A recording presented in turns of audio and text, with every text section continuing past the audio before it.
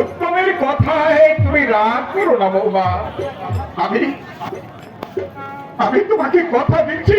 না না গো না, কথা তুমি পাগলের কাছ থেকে আলাদা হয়ে আমি থাকতে পারবো না। শাশুড়ি মা মারা যাওয়ার সময় যে ওকে আমার কোলে কোলে নিয়ে গেছে দিদি,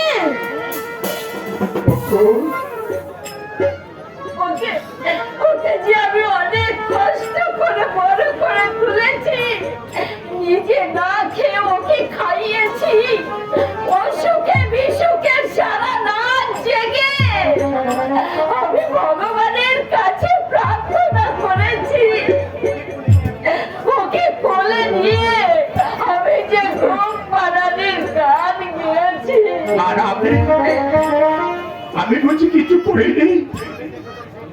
ভেবে দেখো তো, সেই ঝড়ের রাতের কথা, সু সু শব্দে বাতাস বইছে, কর কর করে মাঝে ডাকছে, গাছপালা ভেঙে পড়ছে, একটা জনপ্রাণীও বাড়ির বাইরে বেরোচ্ছে না। অথচ আমি শহরে ছুটে গেছি আমার অসুস্থ ভাইয়ের ঔষধ আনতে। যে বছর কলেরায় সারাটা গাঁ উজাড় হয়ে গেছে। সেসব কথা বলো না গো, ভয়ে আমার গায়ে কাঁটা দিচ্ছে।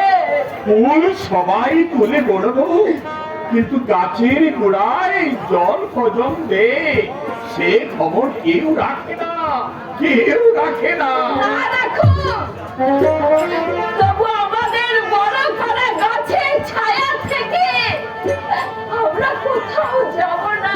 যেতে হবে, যেতে হবে বড় বউ, যেতেই হবে।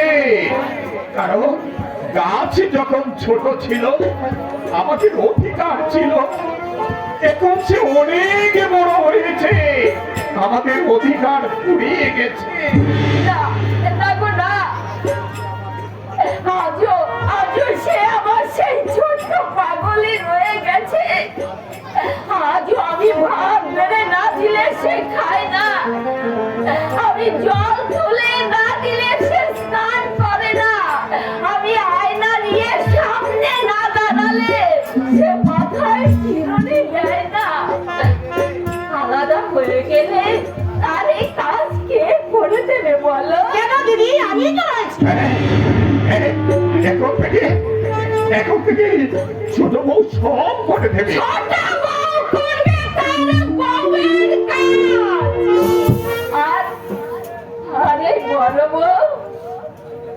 বড় বউ করবে তার মায়ের কাজ, তার মায়ের কাজ।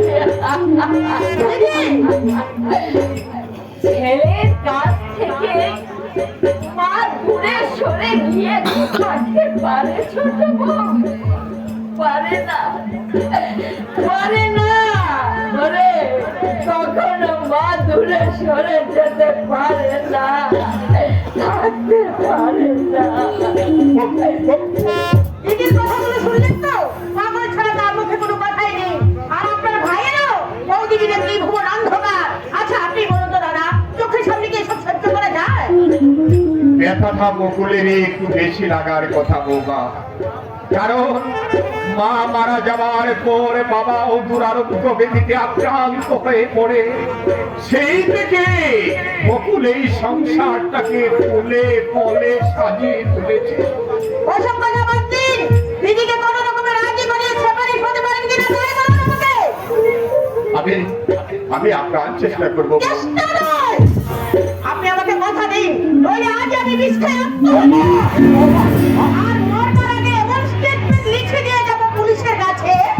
না বৌমা না, আজে বাজে কিছু করে বসো না। আমি তোমাকে কথা দিচ্ছি, এক সপ্তাহের মধ্যে আমরা এই সংসার থেকে আলাদা হয়ে যাব। বেশ, একটা সপ্তাহ আমি মুখ বুঝে যা কিছু আছে সব সহ্য করবো। দেখবো আপনার প্রতিশ্রুতির মূল্যটা কতখানি।